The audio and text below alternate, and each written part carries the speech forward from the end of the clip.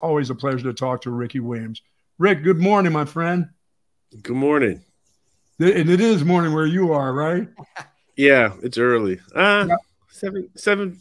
You know me. I don't love to get up early, but yeah, it's nice. Beautiful day there, California. It is. It's fall. It's fall. Like It's cool. it, Like you need to have long sleeves on. Not like here. We're still in the sweating it morning. out. Yeah, in the morning. Yeah, in the morning, and when the sun goes down, it does start to get chilly. What Well, uh what time do you normally wake up, Ricky? Um, I go through phases. For a couple of months, I was waking up at like 5:30, what? 6.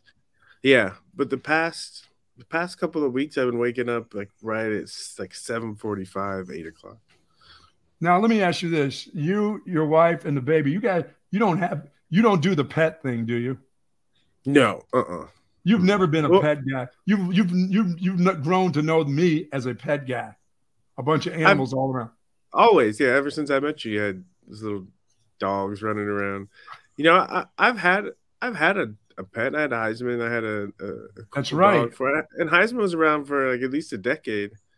But I'm not a pet person because I'm not really like I'm always so focused on what I'm doing that it's hard to have a life where I'm responsible for taking care of someone or something else. Yeah, it's been you're right. That's a huge responsibility having because now I have three dogs and two cats. Yeah. I feel like my jobs are my pets. There you You know, go. There you go. that's where That's a way to put it. That's good enough. Rick, the Texas Longhorns, number three in the nation right now. I don't know how mm, much Longhorn football. You and I talked a little bit about this Texas team. It looks like a football team, Ricky, when you look at them, that it's a mature football team. Go on the road to Tuscaloosa, win a game. Of course, you know how much I hate Baylor, but the fact that they went to Waco last week, when a lot of people were wondering, oh, here comes that game, and it didn't yeah. happen. Texas Longhorns took care of their business. Yeah. Yeah, people we've been talking for years now about Texas getting over the hump. Well, first we've been talking about Texas being back, and then Right. we've been talking about getting over the hump because it's a little further advanced. When you have to be back, it means you're far away. Yes. They've been and they've been consistently, on the porch, you know, and I think now they're close knocking on the door, and it feels so good. And to me, the way I could see it is if you look at the past few coaches since Coach Brown left, and just the momentum. There's a little excitement, a lot of ambivalence around Charlie. And then in the beginning there's excitement, and then the next couple of years it was like you know. And the same thing with Tom, you know, because I think when a coach is new, right, there's a big question mark and there's a lot of excitement, Sure. you know. But I think when the either the players or the fan base over time are interacting with the coaches, and either their stock goes up, right, or their ratings go up, or they go down. And Sark has been the first coach where I've seen the ratings steadily moving up, moving Mm. up. So building on something, and it looks like they're here. It's exciting. Wow. Yeah, that linear progression that you talk about, Ricky, right? Because Tom Herman had that great year two with the Sugar Bowl, and then it's like, all right, things are trending in the right direction. And then, nope, the very next year they kind of went downhill. Obviously, year one for Sark, not what we wanted it to be, but year two was a little bit better, and it feels like year three a lot better. This is the first time we've had the chance to talk to you since the Alabama game. Just would love to get your thoughts on what you saw from Texas and that huge win in Tuscaloosa a couple of weeks ago. Yeah. So, part of the linear progression, it's about connecting the success of the previous year to the success of the current year. It's building on something, you know? And the game against Bama last year was a heartbreaker, but the conversations, right? Texas should have won. Okay. Right. Right. That's something to build on, you know? That's something to build on. And they believed it. They believed they should have won, and they put the work in, and they put themselves in the position to show the world that they should have won by winning this year. I know how much you believe in coaching because you wouldn't be where you are without great coaching. You know what I mean? Right. But I get it. uh, Yeah. but let me just say this: eventually, if you recruit the way Sark is recruiting and his staff is recruiting, eventually, sometimes that talent is going to outweigh some of the coaching. I mean, they are recruiting, Ricky, at a level that's just incredible. The types of players they bring in, these 4 stars, 5 stars. I mean, you know what a 5-star is. You were a 5-star recruit that could have gone anywhere in the nation. Those kids are now not only coming to Texas, but they're deciding to come to Texas in June. I mean, you don't even have to wait till December. You know, that new signing date of December. They decide in the summertime, this is the place that they want to go to school, which is, I think, incredible. They get here, they get orientated to, you know, what's going on around in a place like Austin. They get here early. They understand what the environment's like. I think that's very important. Oh, it's huge. You know, I'm telling you, like, it's not a joke. Like, I think coaching is greatly underrated. Because part of it, there's quantity and there's quality. You know, the quantity is how many stars they have. The quality is how good of a fit is that athlete with the program, with the scheme. And I think what Sark is doing well, he's not only getting great players, but he's getting great players that fit in his system. And I'm guessing he learned that from hanging around Nick, you know, because that's something that Nick, you know, he wants talent, but he wants the kind of guys that he can envision fitting in his system. Yeah, definitely. Ricky Williams joining us here on Bucky and BK live on Texas Sports Unfiltered. And you talk about those recruits. Texas actually got a commitment from the #1 offensive tackle in the country a couple of days ago. So folks taking notice to what this Texas team is doing. And Ricky, you talked about Texas being back, Texas being here, all of that a few moments ago. And this is the 3rd-ranked team in the country right now. Are your expectations for this Texas team to not only win the Big 12, but be in the college football playoff at the end of the year? Yeah, it's easy for us on the outside to have these expectations, but I've been in the trenches, and you know, there's a kind of magic. You know, we had this, Buck, and we had it in 95 and 96. You know, where things just start rolling. Okay, and Texas definitely has that right now. You know, but we can't get it right. They have to be able to maintain it and grow on it to be able to be there in the end. But as far as this point in the season, A+. You know? Yeah, I mean, and that's what I say by a mature team, Ricky. This is a group right now that can go on the road. They can go to places like Waco. They can go up to play TCU up in Fort Worth, where the fans are jittery, but the players go into it going, "We got this. We'll take care of this. All our training, everything that we've learned, we're going to take it on the road with us." And the ability to run the football, you know, I talked to you a little bit last night about Jonathan Brooks and what I've seen from him. And I've also talked to you about C.J. Baxter, superstar freshman, you know, #1 running back coming out of high school. And I told you there would come that time. You've had that time in your career as a freshman running back. It may have not happened to you as a freshman, but at one point it did happen to you. You take that hit where you figure out, oh, it's really college football. You may not get it at practice because they don't. Well, you may have gotten it at practice because of the way you practice. But for Jonathan Brooks, he's been fantastic. But for C.J. Baxter, he got his on Saturday, Ricky. A linebacker came off of an offensive lineman and was in the hole. And C.J. wasn't quite ready for it. And the linebacker lowered the boom on him, and he went down like a sack of potatoes. But he bounced back up. And I said, at that point, welcome to college football, young man. This is what it's like. You're going to get hit a lot of time. Now you've got to be the guy dishing out the hits now from this point on. You can't be surprised at what just happened to you because this is the way they hit. This is what they do to you. And, you know, he had been coming up a little lame in his first couple games, Rick. You know what I mean? He'd take a hit and he'd come off limping. And I was like, oh, no, please, not this. But he got his hit. I think you may have got yours, but it took a while. I think you may have got it in that bowl game. Do you remember playing against Penn State? Yeah. When you said to me, hey, I don't remember the plays, and I said to you, oh, don't worry about it. It'll come to you.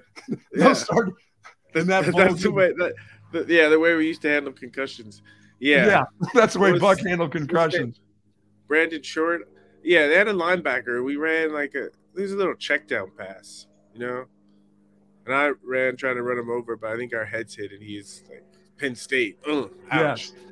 Yeah, and I was having a good game too, but after that, I was somewhere else. And I kept telling him, it'll come to you. I said, hey, don't worry, it'll come to you. It'll come back to you.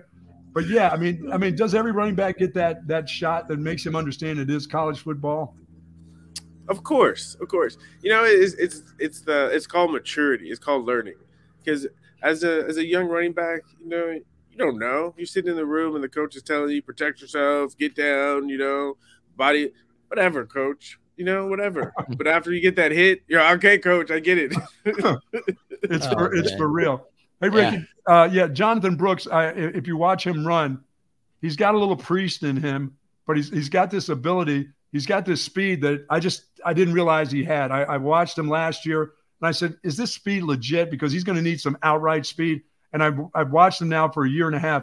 He's got this out and out speed. He runs well with his pads on. You know, like you ran well. You know, you would tell me you'd run 4.3, but you're probably 4.4, 4.5 guy. This dude, oh yeah, you're 4.4 something and change. So it really honestly depended on my weight. You know, it depended on my weight. My sophomore year, my junior year, definitely my junior year, I was 4.3. But yeah, even my heaviest in college, I was still. That's probably some games I was 4.5. There you go. There you go. That freshman 15. But hey, you can go back and put on the first game I played, and I broke I had 2 long runs as a freshman. So yeah, that's at least 4.4. Okay. Okay, I'll give you that. Yes. Early, but then a couple pizzas later, I mean, it was 4. It was back to 4.5 for sure. Ricky, tell us about your app and what you've been doing. Let folks know on how they can get to your app. Yeah, so the name of my app is Lila, Lila. And this is something, you know, I haven't really told many people about it. I've just been like quietly working in the background. But this idea came on my 40th birthday. My wife and I, she wasn't my wife at the point. My wife and I were taking a class together on relationship astrology. And 4-day class, and after the class we looked at each other and we said 2 things. 1, we got to get married, and 2, we got to get this information out into the world, you know, because relationships are difficult, you know, and we're trying to figure out ourselves at the same time. We're trying to figure out someone else and make it work, and we all need help. And so I created this app to help people understand themselves better and understand the people in their lives better. And even if you don't understand astrology, it's written in human terms. Mm-hmm.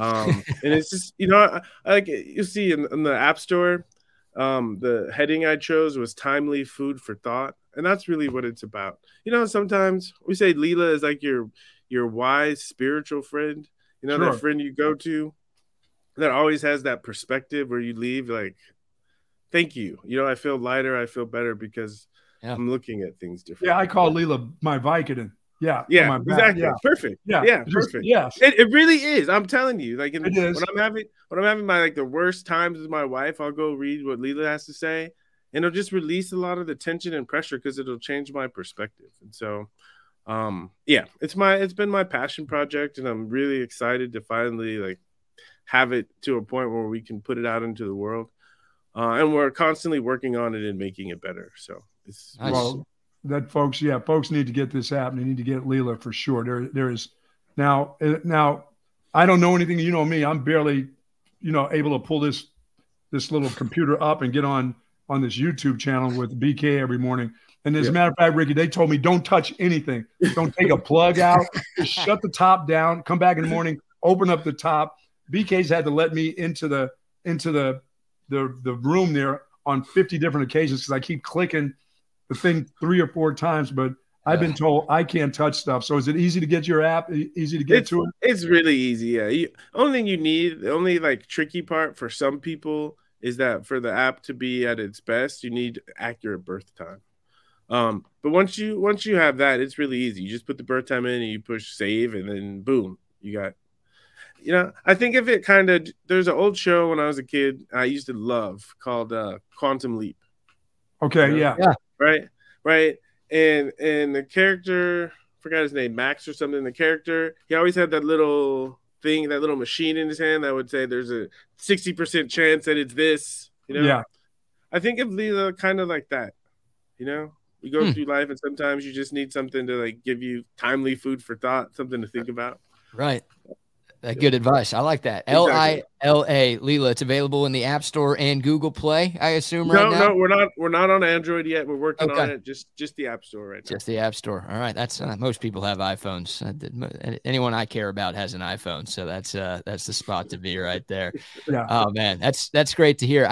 So Ricky, I got to ask you another football question here. Yeah. There are good coaches and there are bad coaches, like the types of guys who prevent you from getting 10 extra yards to get to 1,000 yards. Oh boy, here we go again. Those are the bad coaches, but a big issue at Texas has been development. A bunch of people are commenting right now, talking about how the development just looks different right now.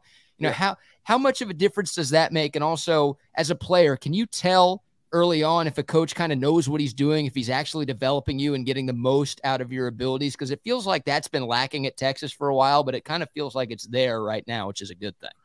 Yeah, this is related to what I was saying earlier about the trajectory of the coaches. Because what makes a coach trend upwards, and it does manifest as victories, but it's really how connected he is to the players. If the coach has a meaningful connection to the players, those players are going to develop, right? Because you have to think about it. These right, they're not quite at the peak of their physical ability. So they're at a time in life where they have a lot of ability, they have a lot of strength, they have a lot of potential, but they just need experience. And anytime anyone has experiences and they're in a safe, loving environment, they can't help but develop. When you're in an environment where you're stressed out, you don't know what's going on, you don't feel connected, right? Those experiences are not going to turn into as much growth. And so I think this is my experience. A coach's job is to make the players feel comfortable. And if the players feel comfortable and at this level, the staff is competent enough to be in that position. So you make the players feel comfortable, you have a competent staff, there's going to be development. And then the skill of the coach is just a bonus after that.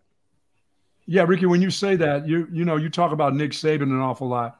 And that guy has won an awful lot of football games. He's lost some along the way. He's learned a lot along the way. He's had to change from being a pro coach to a college coach to one national championship to a different team. You talk about Nick Saban. Is he that guy? How comfortable does Nick Saban make his football players feel? How comfortable they feel around him?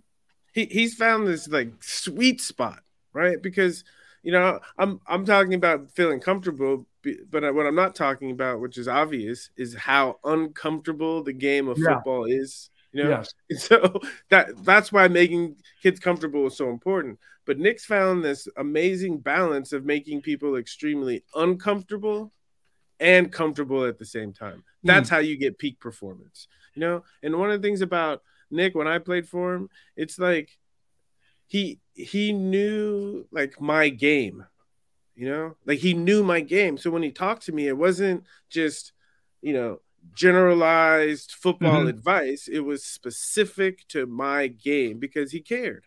And I was listening to something you were when we were talking yesterday. We were talking the other day, and you were talking about the running back, and it flashed me back to being in the coaching room and listening to you coach me. And we were extremely close. And so you, of course, knew my game. And, I didn't need the help to make things uncomfortable just because of my work ethic. But making it fun and comfortable and learning, because, right, people would say, Buck's not like the X's and O's guys, but you made it so fun for us to be there that we all got better, all of us, It's a tough enough game. Yeah, exactly. All right, let people know now. We know we've taken up a lot of your time. Let folks know when you'll be coming to Austin. We love to have you. We're doing shows out at Covert, Bee Cave out there. Let folks know when you are coming to Austin, Texas, to join us for a meet and greet. Yeah, what's your day looks like? What does your dates look like? Yeah, this is a big year for me, big football season, and the timing of Texas, playing so well. It's perfect. So it's the 25th year anniversary of my Heisman trophy. And for the 25th year, guys, Heisman does a big thing. They come to the school and they celebrate you at the game. And also I've been chosen as one of those fancy distinguished alumni ambassador. No, where I go again at the game, I go and I put on one of those orange jackets and I waved all the fans, with my great And the golf beer. cart, you're gonna be in the golf cart? Yeah, exactly. Well, You are getting old I'm not, like Earl. You are getting like Earl. I'm not ready for the. I'm not ready for the. I am. I'm the Earl of my generation. Yes. On the golf cart, waving with the jacket. Now I can't wait for that. Now. Yeah. But when is that date, buddy? So that's the K-State game. So November. Okay. That's the first week in November. Okay. Yeah, and you come join us, and we have a little meet and greet. We do this every home game. Come out there and say hello to the fans out there and the folks out there. Take a couple of pictures. We can't wait. We can't wait to see. I can't wait to see. I haven't seen you in a long time. You got all this. You got all this hair back now. All of a sudden. All of a sudden. Yeah. What, I mean. Yeah. Some of us can grow hair, Buck. I know you can't, but you know. Well, I can grow hair some places, but I'm losing more hair than I'm growing. So it's like a balance. Oh, are we getting weaved? Are we weaving things now? We're not. We don't have to weave. You know, it's what do you say? It's growing in the back and it's leaving in the front. So. Yeah. Well, man, we look forward to it, and it's always good to talk to you, Rick, and please say hello to your wife and your family there in California. And I know the group here can't wait to get Dad back home in this area. AJ's been talking about you and your business, 34 Wine and Spirits. I see you guys are on the move again, doing more things. Yeah, hey, they're doing a great job over there. It's fun. This is the app on the screen, correct? Just want to make sure. I don't know if you could see this. That's it. All right. Yeah, that's the one right there. Just search it in the App Store, Leela, and you can see what Ricky Williams has got going on right there. But timely. That's my pet. That's my pet. Your pet? Yeah, that's what I'm feeding all the time. Damn. And there you go. Yeah. Did you program this? What, are you a coder now? What do you? I am a coder, but I don't program at this level of coding, but I had to learn to code to be able to communicate with the developers. And so I'll write code and then I'll send it to them and they'll make it look nice. Well, Ricky, what you don't know is I've become a meteorologist. I know you're studying the stars, but I know when it's going to rain. Yeah. So why? Because your neck hurts? Because your back hurts? My back. Yeah. Within the 24 hours, I'll make the call. And we've had rain. It just so happened that it hailed the other day, and nobody's counting that. I'm like, wait a minute. It started as liquid. What's the deal? It started as rain. It's not my fault. That counts. Yeah. Thank you, Rick. I wanted people to understand that counted the other day. But we've had very few of those days, and I remember the great times that we've had, and we'll continue to have throughout life. And you were one of the kids that I enjoyed being around, and from the day I met you, and I'll tell people this, the day that we spoke and you told me that you were coming to Texas, people still don't believe that on one occasion you said, I'm coming, and I never had to worry about that. When others worried about it, I never had to worry. Your word was good enough for me. It's always been good enough, and I appreciate everything you've done and taking care of AJ and him taking care of you too at times. So I'll stress that part too. But we look forward to getting you back here in Austin, Texas, and spending some time with you on that Friday, my friend. Yeah, looking forward to it. You're the man. Thank you, Ricky. See you, Rick. Yeah, yes, take care.